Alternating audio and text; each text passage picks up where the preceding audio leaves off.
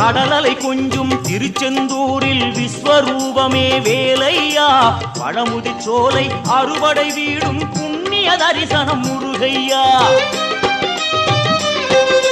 திருநீர் அணிந்து வரும் போது நெஞ்சில் நிம்மதி பிறக்குது கந்தையா